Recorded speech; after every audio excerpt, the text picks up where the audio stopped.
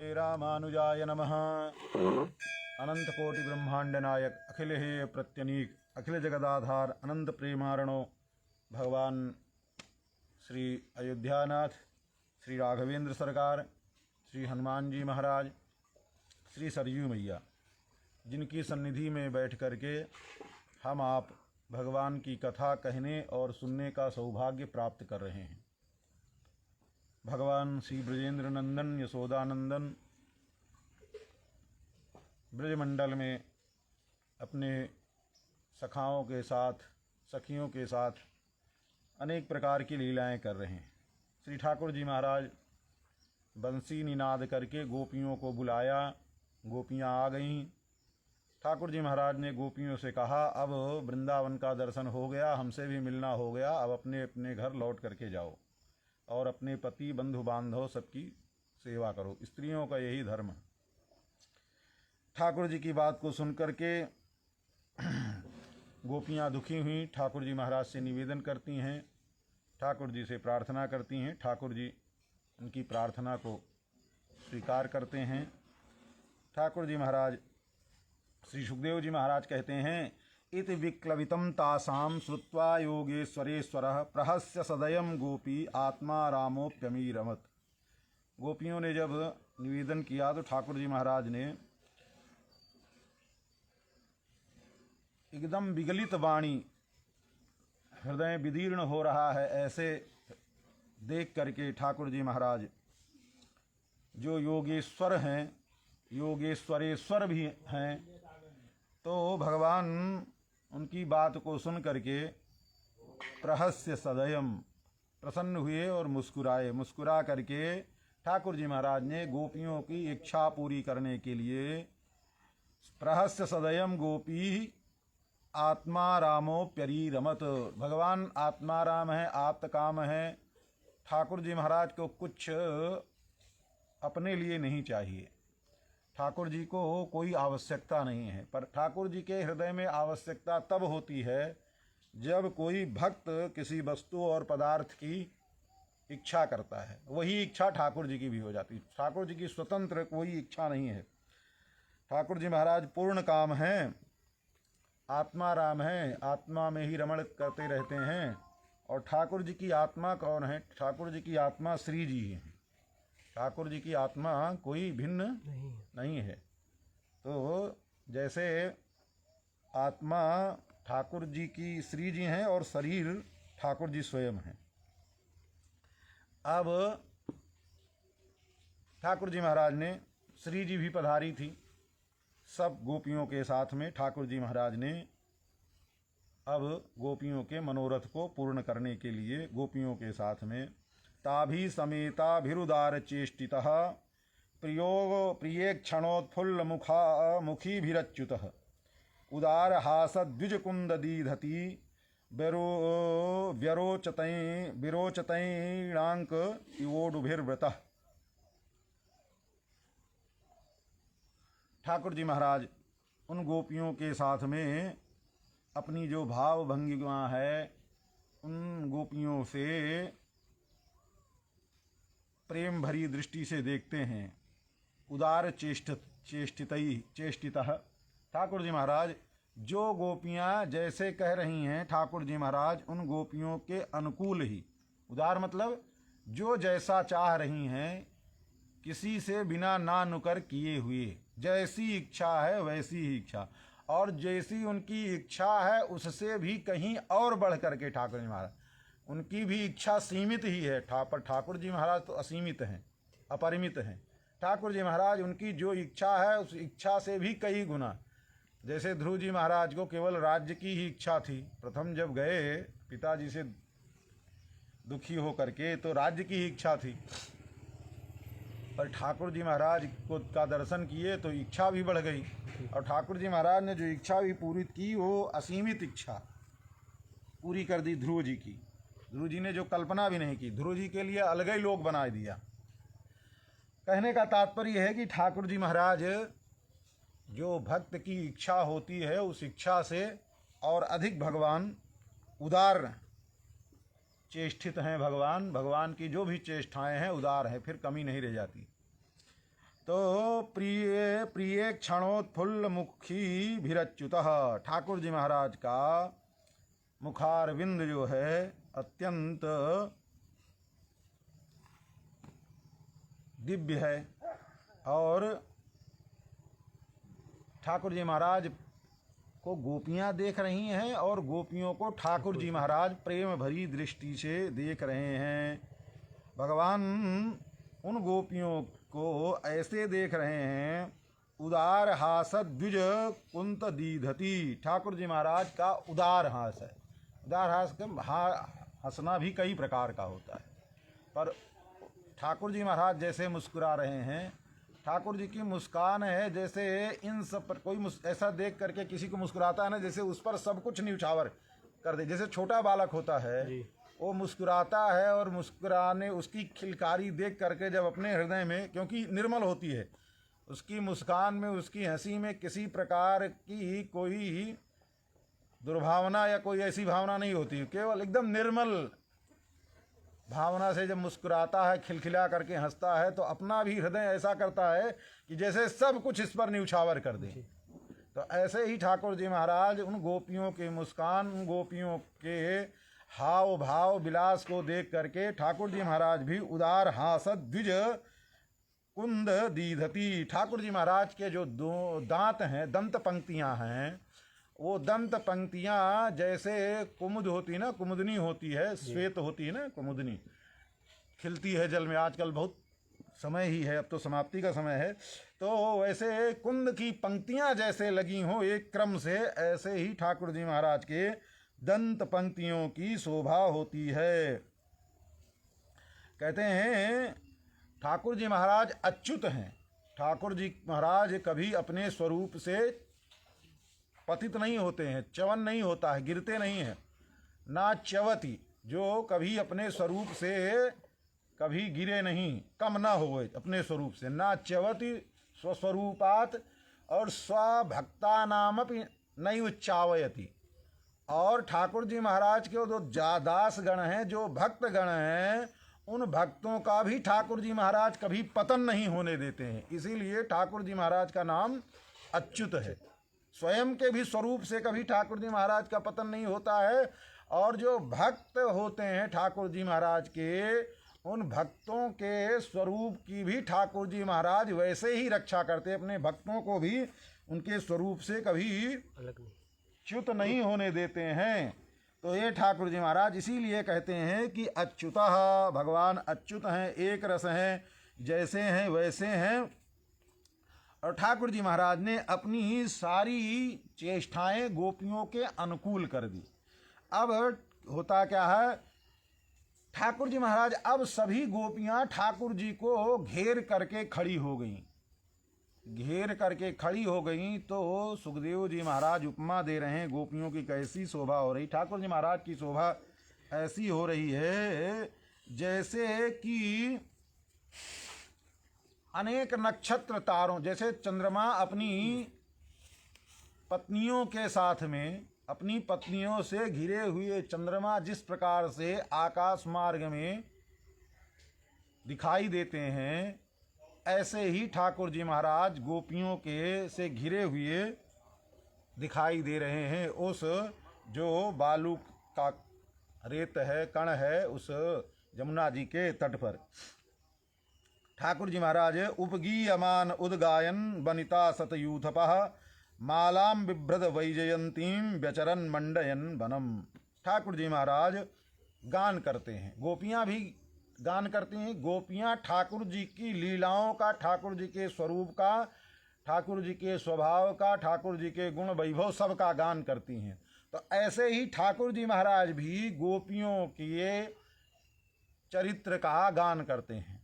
ठाकुर जी महाराज गोपियों के चरित्र का गान कर रहे हैं और गोपियां जो है ठाकुर जी की उदार जो वैभव है ठाकुर जी का, और ठाकुर जी महाराज के जो लीलाएं हैं, उन सब लीलाओं का स्मरण करते हुए उद्गीयमान उद्गायन वनिता सतयूथपा, हजारों जो ब्रजमंडल की वनिताएं हैं, गोपियां हैं, उन गोपियों के यूथ हैं, उन यूथपा, उन यूथपों के साथ में ठाकुर जी महाराज वैजयंती माला धारण किए होते, मालाम बिभ्रत वैजयंतीम।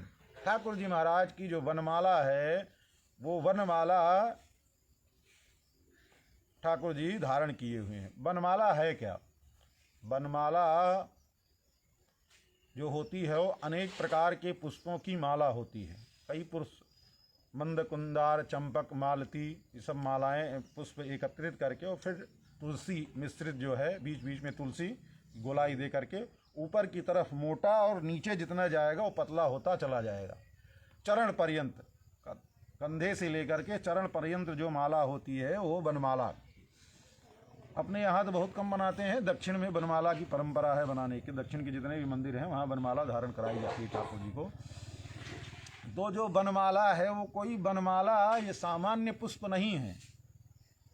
जो ठाकुर जी के एकांतिक भक्त हैं, ठाकुर जी के अलावा जो न तो सोच सकते हैं, ना समझ सकते हैं, और ना जिनका कभी चिंतन ठाकुर जी से इतर कहीं जाता है, ऐसे जो भक्तों के हृदय हैं, ऐसे जो भक्तों के हृदय हैं, वही भक्तों के हृदय जो है ठाकुर जी की माला। अब अनेक भक्त तो अनेक प्रकार के हैं, और भक्त जो होते हैं वो अनेक प्रकार की उपासना भी करते हैं।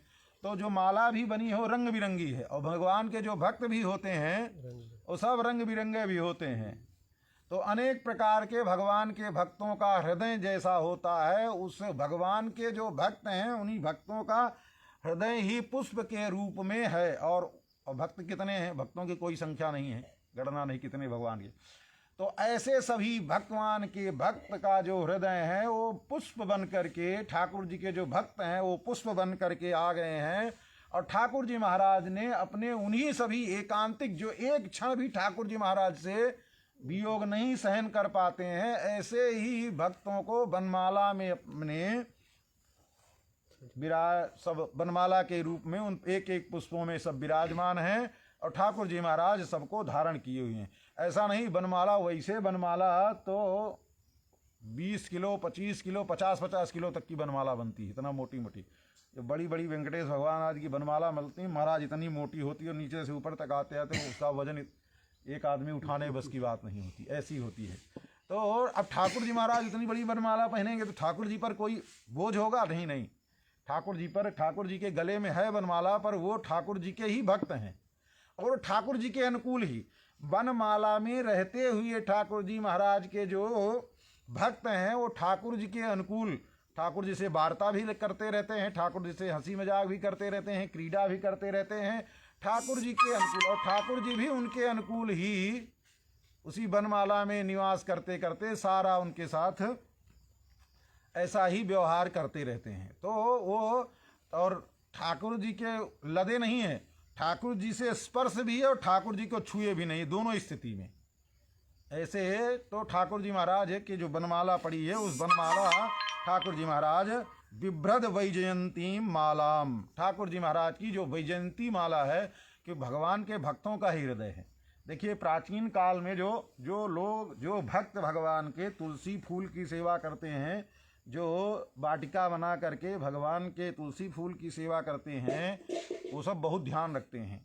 जो उनकी वाटिकाएं होती हैं ना, वो यही भावना होती है कि जितने पुष्प खिले हैं ये सब भगवान के एक एक भक्त हैं, और ये भगवान के चरणों में ही, भगवान के चरणों में ही जाना चाहते हैं। और कोई फूल जैसे आजकल के युग में हो गया है, बगीचे की शोभा के लिए फूल पड़े रहते हैं, फिर गिर करके झड़ जाते हैं और फिर उनका दुरुपयोग होता है। कहने का तात्पर्य है फूल खिला रहा केवल, हाँ बढ़िया बगीचा दिख रहा है, फिर धीरे धीरे कुम्हलाए अपने आप झड़ करके गिर गए। तो जो भक्त लोग भगवान के लिए बगीचा निर्माण करते हैं, भगवान की सेवा के लिए जो पुष्प और तुलसी की सेवा करते हैं, उनके भावना होती है उसमें कि ये सब भगवान के भक्त हैं और कैसे भी ये भगवान के समीप इनको अब जाना है, इनको पहुंचाना है। तो ऐसी भावना से भगवान के भक्तों की सेवा, यही भावना जो सुदामा नाम के माली हैं, जो सुदामा नाम के माली हैं मथुरा में जो भगवान की सेवा करते हैं, यही इसी भावना से नित्य जो है भगवान पुष्प वाटिका खूब दिव्य बना करके रखी है। अनेक प्रकार के खूब सुगंधित पुष्प, दिव्य दिव्य पुष्प ठाकुर जी महाराज को जो सुगंधित पुष्प होते हैं वही पुष्प ज़्यादा प्रिय होते हैं। अब आजकल के तो पुष्प ऐसे हो गए महाराज, ये सब पुष्प ऐसे हैं कि तो 2 मिनट बाद जो है किसी और विदेशी चीज़ ऐसे न होता है, जैसे ना तो विदेशी संबंध किसी काम का, ना विदेशी व्यवहार किसी, कहने का तात्पर्य है कि वैसे ही है। अब ये विदेशी फूल आ गए हैं, 2 मिनट बाद एक ऐसे कुमला जाएंगे। अब बताओ ठाकुर जी की माला में बना देंगे तो शाम तक वैसे चिपचिपे हो जाएंगे, इनकी जो है वो ठाकुर जी के वस्त्र ही गंदा कर देंगे। तो कहने का तात्पर्य है ठाकुर जी महाराज को देखो, अब रजनीगंधा है ना, रजनीगंधा महाराज बढ़िया ताजा ताजा पुष्प होवे और उसकी माला गूंथ के पहनाओ। 3 दिन तक अगर बढ़िया से उसको रखो, 3-4 दिन तक, ना तो उसकी सुगंधी जाएगी ना उसमें कोई मुरझाहट आएगी। ये ऐसे तो कह रहे हैं ऐसे माला। गुलाब है, गुलाब की भी देखिए सुरक्षित रखिए, 2-2, 3-3, 4-4 दिन, 5-5 दिन तक गुलाब की, और है भी गुलाब चढ़ने के लिए 5 दिन तक गुलाब, 1 दिन का उतारा हुआ गुलाब 5 दिन तक चढ़ सकता है। ऐसे तुलसी का तो असीमित है, तुलसी तो कभी उतारे हों और कभी भी सूख जाए तुलसी तब भी भगवान के चरणों में चढ़ जाएगी। तो ऐसे ही कमल के लिए जो है 9 दिन तक है, कमल का उतारा हुआ पुष्प एक बार आप उतार लिए हैं, 9 दिन तक आप 9 दिन, 1 दिन उतारा हुआ पुष्प 9 दिन तक चढ़ेगा। इस प्रकार से सब पुष्पों के अलग अलग है। 9 दिन तक तभी नहीं चढ़ेगा जब उनमें 9 दिन टिकने की क्षमता होगी महाराज। जी। अब इसको कह दो 9 दिन तक तो कहने का तात्पर्य ये है कि ऐसे ही जो तो वो सुदामा माली जो भगवान के भक्त हैं वो ऐसे ही दिव्य पुष्पों को चयन करके जो ठाकुर जी को प्रिय पुष्प हैं उन पुष्पों की माला, पुष्पों की वाटिका बनाते हैं और वाटिका बना करके ठाकुर जी की सेवा करते। जैसे सबरी ठाकुर जी के लिए नित्य फल उतार करके ले आती है और ले आकर के ठाकुर जी की प्रतीक्षा करते हुए बैठी रहती है, वैसे सुदामा माली भी हैं महाराज। उनके बगीचे से कंस भी चाहे, कंस भी अपने उपयोग के लिए फूल चाहे तो किसी को नहीं दे सकते, वो तो केवल ठाकुर जी के निमित्त ही है। ठाकुर जी महाराज के निमित्त फूल तुलसी सब उतार करके रखते हैं, ठाकुर जी महाराज जानते हैं। और ऐसा देखिए शास्त्रों में जैसे अभी भागवत रखी हुई, ऐसे क्या द्वापर के लोग भागवत नहीं पढ़ते थे? कृष्ण भगवान का अवतार होगा ये उनको भी मालूम है, मथुरा में होगा उनको भी मालूम है। ठाकुर जी महाराज की थोड़ी थोड़ी लीलाओं में थोड़ी भिन्नता होती है, कुछ थोड़ी बहुत लीलाओं में भिन्नता होती, बाकी लीलाएं सब एक जैसे ही होती हैं। तो और जो उस समय जन्म लिए रहते, इसीलिए भ्रम हो गया था। शास्त्र पुराणों में देख करके जब द्रोणाचार्य जी के पास पढ़ने के लिए पौंड्रक आया, पौंड्रक वासुदेव, तो सबको भ्रम हो गया, हस्तिनापुर वासियों को, कहीं यही वासुदेव न हो। लोगों को भ्रम हो गया और भ्रम होने के नाते बचपन से ही गुरुकुल में पढ़ने के लिए आया, तो गुरुकुल में जब से पढ़ना शुरू किया तब से उसको लोग कृष्ण मान करके ही, वासुदेव मान करके ही, भगवान विष्णु का अवतार मान करके ही लोग उसके साथ व्यवहार करते। तो धीरे धीरे उसके भी दिमाग में बात जम गई और बेचारा काव करे, जब युवावस्था आई तो उसके संघ चक्र कुछ आया नहीं, उसके पास गरुण तो आया नहीं। अब शास्त्र पुराण में तो वर्णन है, वही पोथी खोल करके देखा तो नहीं कुछ मिला, तो अपना यांत्रिक गरुण ही बना लिया, यंत्र का, इसे आजकल बनता है, यंत्र का गरुण बना लिया, यंत्र का चक्र बना दिया, शंख गदा और लकड़ी का और यंत्र का ही अपना दुइये हाथ तो दुइये था और 2 नकली हाथ 4 हाथ बना लिया। तो कहने का तात्पर्य ये है कि ऐसे ही तो जो कहने का तात्पर्य वो सुदामा जो माली थे उन्होंने अपने को पढ़ा कि भगवान की सेवा के लिए, तो भगवान की सेवा के लिए ही नित्य तुलसी फूल पुष्प आदि जो है वो उतारते और ठाकुर जी के लिए सेवा के लिए रखते। तो ऐसे ही तो ठाकुर जी महाराज ने जा करके स्वयं सेवा स्वीकार भी की। तो जो सेवा के लिए उद्यत रहता है, जैसे ठाकुर जी ऐसी सेवा जो बहुत दिन तक प्रतीक्षा करता है भगवान की, फिर भगवान उसको बुलाना नहीं पड़ता, भगवान स्वयं जा करके और कह करके उससे सेवा स्वीकार करते हैं। जैसे सबरी के समीप गए ठाकुर जी महाराज, सबरी को खोजते खोजते, और वहाँ पहुँचने के बाद सबरी से कह करके ठाकुर जी महाराज ने बेर खाए। तो ऐसे ही सुदामा के समीप गए और सुदामा के समीप जा करके ठाकुर जी महाराज ने कहा कि हमको जो है पुष्पमाला जो है हमको और हमारे मित्रों को चाहिए, तो इससे हमारी सेवा करो। तो प्रसन्न होकर के ठाकुर जी महाराज की सेवा करते हैं। तो कहने का तात्पर्य ये है कि तो ऐसे ही जो वैजयंती माला है, उस वैजयंती माला को ठाकुर जी महाराज व्यचरन मंडयन वनम। ठाकुर जी महाराज व्यचरण कर रहे हैं, वन में घूम रहे हैं, नृत्य कर रहे हैं साथ में गोपियों के साथ में। और अपने जो चरण कमल हैं, उन चरण कमलों में जो ठाकुर जी महाराज के दिव्य दिव्य चिन्ह हैं, उन चिन्हों से उस ब्रजमंडल को अंकित कर रहे हैं, सुशोभित कर रहे हैं। शंख गदा अंकुश आदि जो पद्म षटकोण अष्टकोण जो भगवान के चरण में चिन्ह हैं, उन चिन्हों के साथ में फिर ठाकुर जी महाराज ने पहले तो वन में क्रीड़ा कर रहे थे। वन में क्रीड़ा करते करते थोड़ी दूर पर जमुना जी थी। अब जमुना जी के नद्या पुनिलमाविश्य गोपी भिरहिम बालुकम रेमे तत्तरलानंद कुमुदोदार वायुना।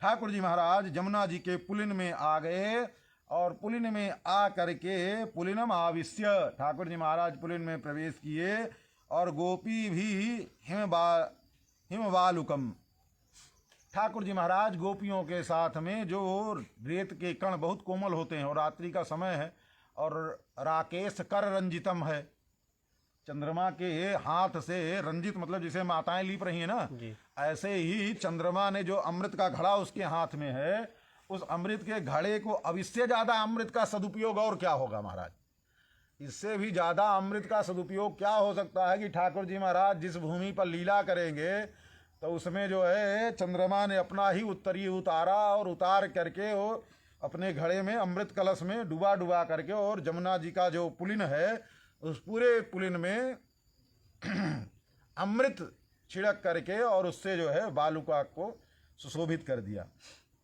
ऐसी स्थिति कहते हैं ठाकुर जी महाराज गोपी भी हिम बालुकम रेमे तत्तरलानंद कुमुदोदार वायुना। ठाकुर जी महाराज रमण करने लगे तरल गति के साथ में और गोपियों को आनंद प्रदान करने लगे। और जो वहाँ की जमुना जी के तरंगों के साथ में और शीतल मंद सुगंधित वायु, तुलसी कमल मिश्रित, जैसे तुलसी कमल और अनेक प्रकार के पुष्पों के सुगंध को लेकर के मंद सुगंधित वायु, तीव्र गति से भी वायु चले तो अच्छी नहीं है, मंद सुगंधित वायु चल रही है। और ऐसे ही सुवासित वायु के द्वारा ठाकुर जी महाराज जो है और उन गोपियों के साथ ठाकुर जी महाराज ने रमण करना प्रारंभ कर दिया। बाहु प्रसार परिरंभण का परिरंभ कराल कोरु नीवी स्तनालभन नखाग्रपातई क्षैल्यावलोक हसितैर्ब्रज सुंदरीणाम मुत्तम भयन रतिपतिम रमयांचकार। ठाकुर जी महाराज अब गोपियों के साथ में क्रीड़ा करना प्रारंभ कर देते हैं। गोपियां अपना हाथ बढ़ाती हैं तो ठाकुर जी महाराज अपने हाथ से गोपियों का हाथ पकड़ लेते हैं। कोई गोपी ठाकुर जी का सर, ठाकुर जी का हाथ लेकर के और अपने मस्तक पर रखती है, ठाकुर जी महाराज उसके मस्तक पर रखते हैं। अब इतनी गोपियां हैं तो ठाकुर जी बोले, ठाकुर जी भी जो जितनी गोपियां हैं ठाकुर जी की सभी गोपियों के अनुसार ही ठाकुर जी महाराज अमित रूप प्रगटेत ही काला, जैसी स्थिति यहाँ भी है। ठाकुर जी महाराज सभी गोपियों के लिए स्वतंत्र रूप से एक एक गोपी के साथ में ठाकुर जी महाराज विराजमान है। कोई गोपी ठाकुर जी महाराज को आलिंगन करना चाहती है तो ठाकुर जी महाराज उसको आलिंगन प्रदान करते हैं, और कोई गोपी ठाकुर जी महाराज को जो है पाँव दबाना चाहती है तो ठाकुर जी महाराज पाँव दबाते हैं। कोई ठाकुर जी महाराज से चोटी गुथवाना चाहती है, उसके बाल खुल गए हैं, बिखर गए हैं, ठाकुर जी महाराज बैठ करके उसकी चोटी, उसकी वेणी को बनाते हैं। ऐसे ही गोपियों के मनोनुकूल ठाकुर जी महाराज के कोई गोपी ठाकुर जी के हस्त कमल को अपने वक्षस्थल पर पधराती है, ठाकुर जी महाराज उसके वक्षस्थल पर अपने हाथ पधराते हैं। ऐसे ही ठाकुर जी महाराज उन गोपियों की इच्छा के अनुसार पूर्ण इच्छा करते हुए ठाकुर जी महाराज ब्रज सुंदरियों के बीच में रमण करना प्रारंभ कर दिया। अब महाराज रमण करना प्रारंभ किया, उसी समय कामदेव जो था, कामदेव ने अपने को विश्व विजयी मान रखा था। कामदेव ने अपने आप को विश्व विजयी मान रखा था। संसार में कोई नहीं बजा था। इंद्र की तो जानते ही हैं, इंद्र की भी स्थिति है, अहिल्या के चक्कर में क्या दुर्गति भई। ब्रह्मा जी महाराज की भी स्थिति हो गई, कामातुर होकर के भागे। तो और भगवान शंकर की भी मोहिनी का रूप देखा। तो अब संसार में कोई नहीं बचा था जिसको कामदेव ने न सताया हो। अब कामदेव एक दिन नारद जी से मिला। नारद जी से मिल करके अपनी डींग हाँकने लगा, महाराज देखिए हमसे कोई बचा नहीं, छोटे से लेकर के बड़े तक। और क्या महाराज, आप भी नहीं बचे जी। आपको भी हमने रगड़ दिया। नारद जी को बड़ा बुरा लगा, क्या बोलता है ये। तो देखिए संसार में हमसे बड़ा कोई विश्व विजयी नहीं हो सकता है। तो नारद जी महाराज बोले ठीक है बच्चा, बात तो सही ही कह रहे हो भाई, तुम्हारे द्वारा रगड़े तो हम भी गए हैं।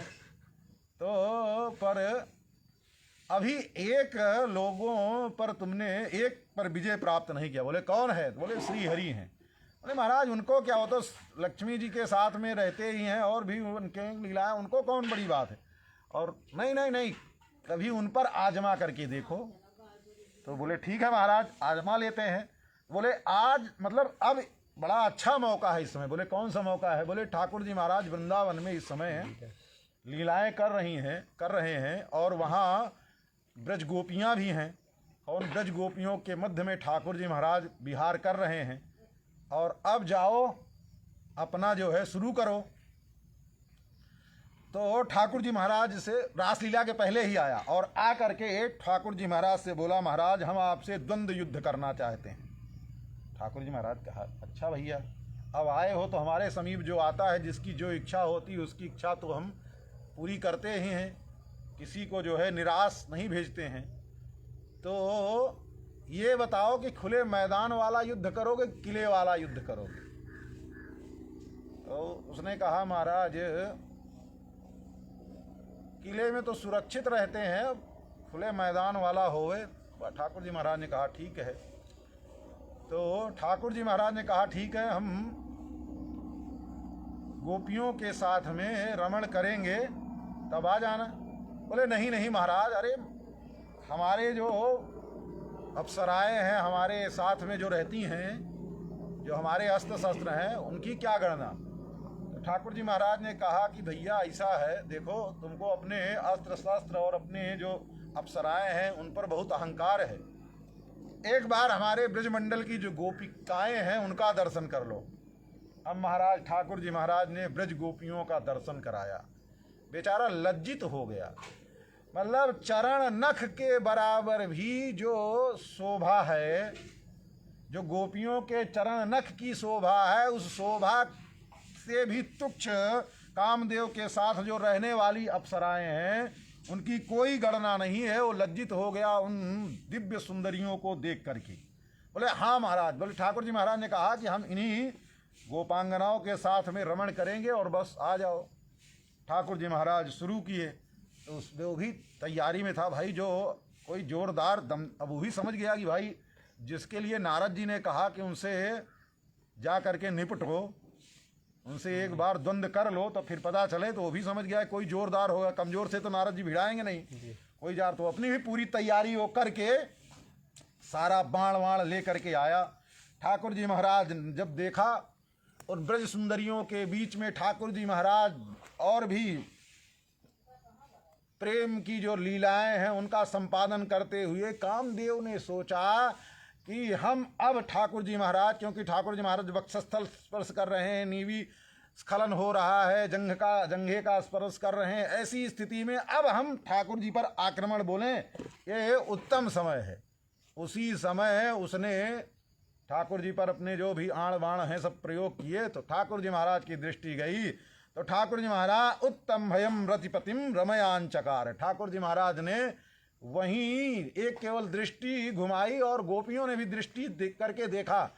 अब कामदेव ही मोहित हो गया और ऐसा मोहित हो गया महाराज गोपियों के और ठाकुर जी के स्वरूप को देख करके कि जहां था, जैसे कोई होता है ना, कोई ऐसी सुंदरता या कोई ऐसा आश्चर्यचकित कोई कार्य देखता है तो व्यक्ति किम कर्तव्य विमूढ़ हो जाता है, मुंह खुला रह जाता है, आंख फटी की फटी रह जाती, कान खुले रह जाते हैं। होता है ना, ऐसे बहुत बार अपने सबसे भी होता है। कोई ऐसी स्थिति आती है एकाएक कि मुंह खुला रह जाता है और हम कहाँ अपने आप को ही भूल जाता है।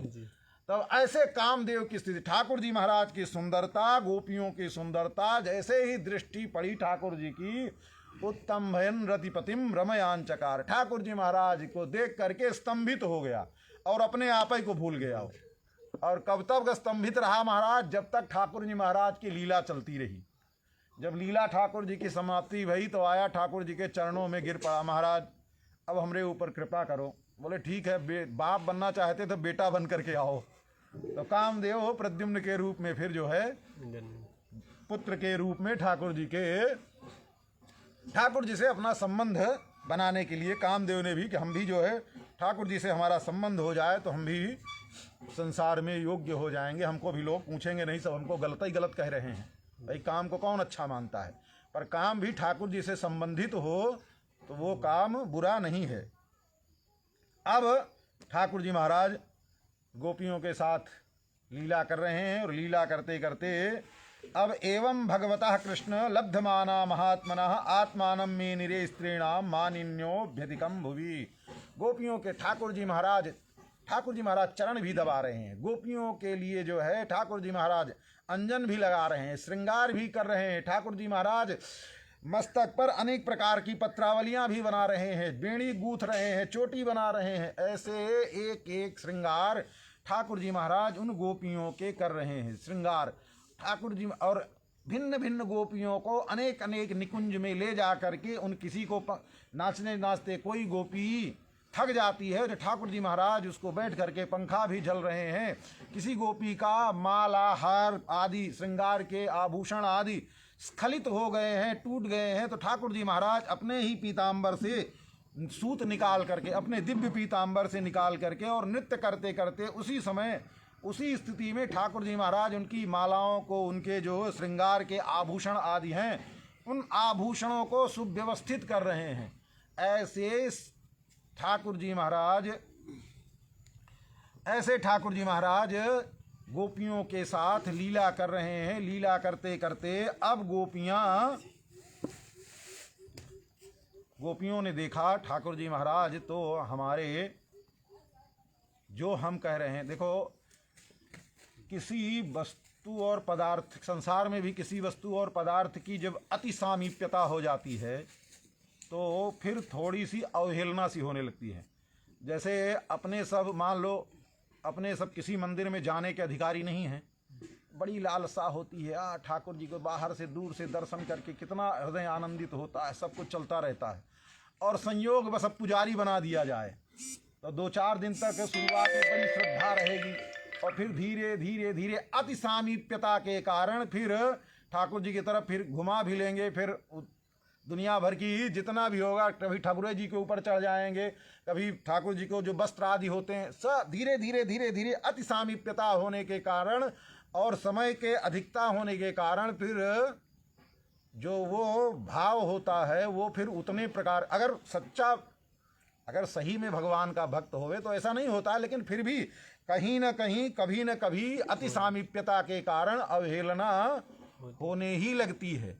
तो ऐसे ही ठाकुर जी महाराज इतने सरल गोपियों के लिए हो गए और इतना सुलभ हो गए, और जो इच्छा है ठाकुर जी महाराज, जैसे दास होता है ना, जो भी इच्छा हो दास भी क्या करेगा, ठाकुर जी महाराज गोपियों की इतना सेवा कर रहे हैं, इतना सेवा कर रहे हैं कि अब गोपियां जो है अपने आप को मान ली कि संसार में हमसे ज़्यादा कोई सौभाग्यशाली नहीं। त्रिभुवन सुंदर जो ये ब्रजेंद्र नंदन हैं और लक्ष्मी भी जिनके चरण दबाती हैं, वो सर्वेश्वर परमात्मा हमारी सेवा कर रहे हैं, वो हमारी सेवा कर रहे हैं और हमारे हास विलास के अनुसार, जैसे होता है ना, अब आप उस स्थिति को समझिए, हंसता है तो हंसते हैं, मतलब प्रेम की इस प्रगाढ़ता तक में ठाकुर जी ने उनको पहुंचा दिया है। जैसे प्रेमी की स्थिति होती है ना, एकदम प्रेमिका में एकदम तल्लीन हो जाता है,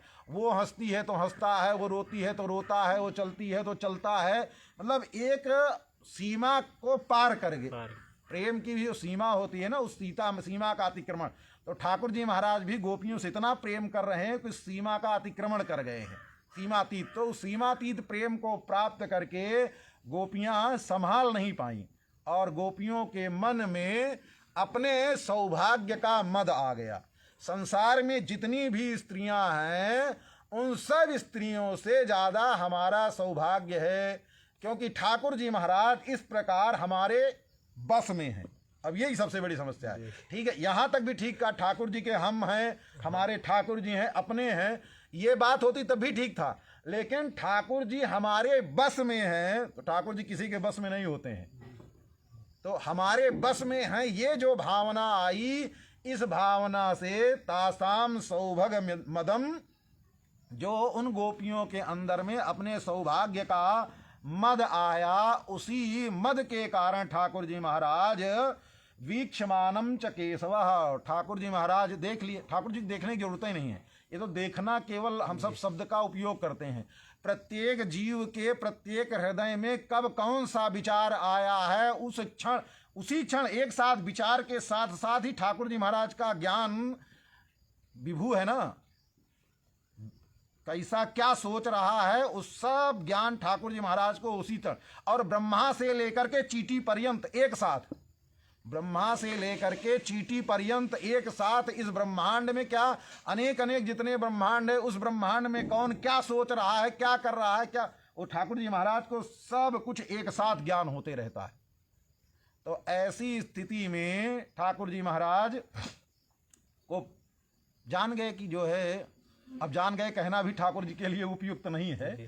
ठाकुर जी महाराज ने देखा कि ये गोपियों के मन में सौभाग्य का मद आ गया, तो गुमान गोविंद ही भावत नहीं। ठाकुर जी महाराज को किसी का अहंकार, नारद जी महाराज को अहंकार हो गया, किसी को भी अहंकार आ जावे, भोले बाबा को अहंकार आ गया कि हमसे ज़्यादा कोई तपस्वी और हमसे ज़्यादा कोई है ये नहीं है, तो भोले बाबा ने दिखा दिए, भोले बाबा को भी दिखा दिए, मोहिनी रूप धारण किया। और फिर कहने का तात्पर्य, भगवान कोई भी, ठाकुर जी का बाप भी होवे, उसको भी अहंकार हो जावे किसी बात का, तो अहंकार यहाँ तक कि श्री जी को, किसी को भी, किसी के अंदर भी अहंकार हो जाए, अहंकार ठाकुर जी छोड़ते नहीं। और ठाकुर जी कहते भी हैं कि हमारा आहार ही है। आहार क्या है ठाकुर जी का?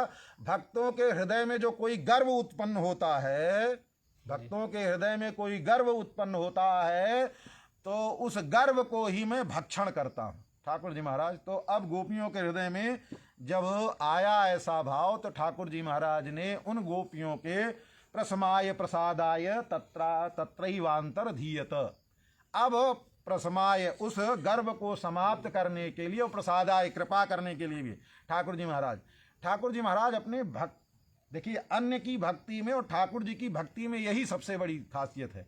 किसी अन्य देवी देवता की भक्ति करेंगे तो वो तत्काल की सोचेगा, आप जो चाहो दे देगा, पर ठाकुर जी महाराज कोई भी जो ठाकुर जी का भक्त है, तत्काल में वो उसके जीवन में या वैकुंठ के प्राप्ति तक में अभी जो चाह रहा है उसमें कोई बाधा तो उपस्थित करने वाला नहीं ना। ऐसी भावना को ठाकुर जी महाराज समझ करके ही प्रदान करते हैं। जैसे कर्दम महर्षि तपस्या किए और तपस्या करके वरदान मांगे, भगवान प्रकट हो गए, वरदान मांगे, भगवान से क्या वरदान है? महाराज हमारे अनुकूल दुल्हन चाहिए।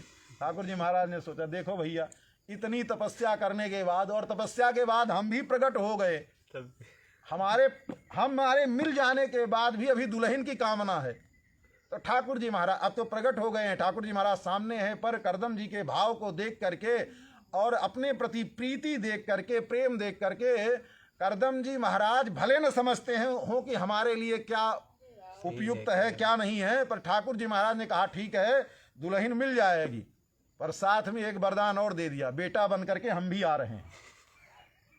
करदम जी ने पूरी भागवत कोई भी शास्त्र पढ़ करके देख लो, करदम जी ने ये नहीं मांगा महाराज आप हमारे बेटा बन करके आओ, ठीक है, पर ठाकुर जी महाराज जानते हैं दुल्हन के चक्कर में पड़ेंगे तो देखे नहीं कितने दिन तक विमान में भ्रमण करते करते करते 9 कन्याएं हो गई, ऐसा भुलाए कि पता ही नहीं चला, वो एक क्षण के बराबर बीत गया इतने वर्षों।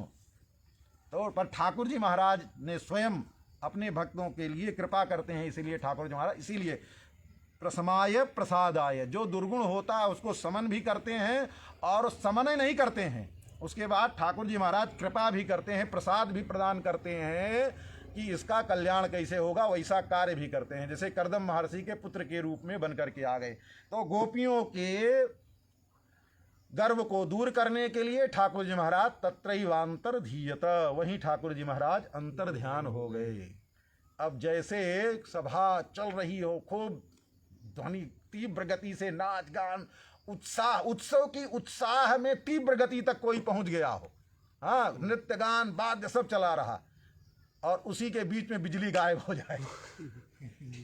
पूरे उत्साह, उत्सव के उत्साह के बीच में बिजली गायब हो जाए तो क्या स्थिति होती है, सब व्याकुल हो जाते हैं इधर उधर। तो ऐसे ही ठाकुर जी महाराज, अभी सारा उत्साह ठाकुर जी के साथ में था ना, और ठाकुर जी महाराज जैसे ही तत्रैवांतर धीयत हुए, वैसे सब जो है बिजली सरीखे जैसे गायब, और सारी ध्वनि, सारा वाद्य और सारा आनंद का जो क्षण था वो सब, क्योंकि ठाकुर जी महाराज नहीं तो फिर आनंद कहाँ रहेगा। ठाकुर जी महाराज के अंतर ध्यान होते ही सब जो है लुप्त हो गया। गोपियाँ समझ गई और अब व्याकुल हो गई। अब व्याकुल होकर ठाकुर जी महाराज को कैसे ढूंढेंगी, इसकी चर्चा कल के सत्र में। बोलिए श्री वृंदावन बिहारी लाल की, श्री रास बिहारी सरकार की, नंद नंदन की, यशोदा नंदन की, श्री अयोध्यानाथ भगवान की, श्री रंगनाथ भगवान की, श्री लक्ष्मी नारायण भगवान की, श्री सीतारामचंद्र भगवान की,